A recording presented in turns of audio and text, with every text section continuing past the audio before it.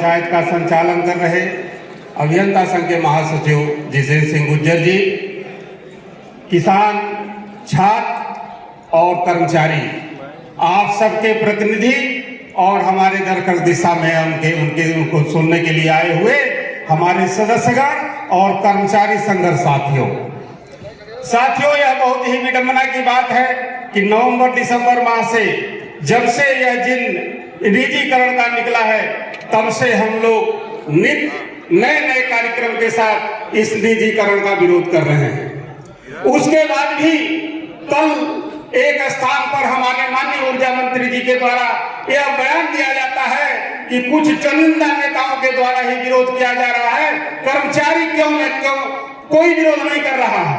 क्यों? क्योंकि लाइट चल रही है। इसका क्या मतलब है? इसका मतलब है कि आप इस प्रदेश को अंधेरे में ले जाना चाहते हैं। जब तक कर्मचारी लाइट नहीं बंद करेंगे या कर्मचारी कार्य नहीं छोड़ेंगे, आप उसे विरोध नहीं मानेंगे। इतना निंदनीय वक्तव्य मुझे लगता है ऐसा नहीं हो सकता। लेकिन आश्चर्य हम लोगों को नहीं है, क्योंकि उन्हें जनता से मतलब ही नहीं है। क्यों नहीं मतलब है? वो जनता से चुने हुए हमारे प्रतिनिधि नहीं है। यही कारण है कि उन्हें जनता का पीड़ा और दर्द समझ में नहीं आ रहा है। अगर जनता की पीड़ा समझ में होती तो ये 6 महीने से अधिक समय से जो हमारे कर्मचारीगण आंदोलन कर रहे हैं, नए तरीकों से अपना विरोध दर्ज करा रहे हैं, अगर लोकतांत्रिक चीज होती तो आपको ये विरोध दिखता।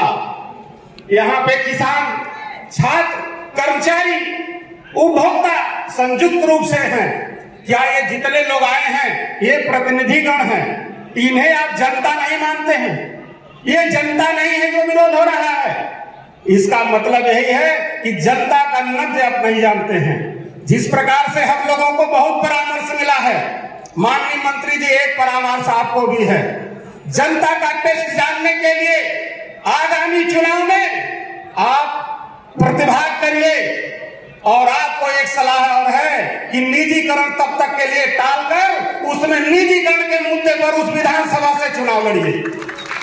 और मुझे चैलेंज है, इस संयुक्त संघर्ष समिति और कर्मचारी का कोई भी हमारा साथी वहां से निजीकरण के विरोध में चुनाव लड़ेगा, तब आपको जनता क्या है आपको पता चल जाएगी। निश्चित ही आपकी जमानत जब्त हो जाएगी। पहले जनता के लिटमस पेपर पे जाइए, जनता के बीच में जाइए, जनता से आप उसमें मैंडेट लीजिए निजीकरण पे। अगर जनता कहती है तो आप निजीकरण कर दीजिए, हमें कोई एतराज नहीं होगा। लेकिन पहले जनता की सहमति आप लीजिए, उपभोक्ता की सहमति आप लीजिए, किसान की सहमति आप लीजिए और अंत में कर्मचारी की सहमति लीजिए। लेकिन पहले उस नेटवर्क टेस्ट में आप पास हो जाइए। साथियों, इस निजीकरण से न उपभोक्ता का लाभ होने वाला है, ना ही कर्मचारी का लाभ होने वाला है, ना ही किसान का लाभ होने वाला है। कल वो निजीकरण की बात कर रहे थे कि मोबाइल अच्छा हो गया, एयरपोर्ट अच्छा हो गया और अन्य संसाधन। आप बताइए, जो निजीकरण संस्थान है, जो भी संस्थाएं निजीकरण के रूप में आज संचालित हो रही हैं, क्या वहां पर सुविधाएं हो सकता है थोड़ी बेहतर हुई हो, लेकिन क्या वहां थोड़ा सा इस सर्वेक्षण की आवश्यकता नहीं है कि वहां पर जो निजीकरण हुआ है वह गरीबों से कितनी दूर हो गया। आज भी कोई भी इलाज जो गरीब का व्यक्ति है वो सरकारी अस्पताल में ही करा पाता है। क्या वो बड़े बड़े अस्पताल उस गरीब से दूर नहीं है? चलिए, अस्पताल की बात है, उसका दूसरा विकल्प भी लोगों के पास होता है कि जब छोटे कैटेगरी के लोग थोड़े सस्ते अस्पताल और हमारा सरकारी अस्पताल वहां पैरेलल चल रहा है, इसलिए वहां तक थोड़ा सा आसान है। लेकिन बिजली का कोई विकल्प नहीं है।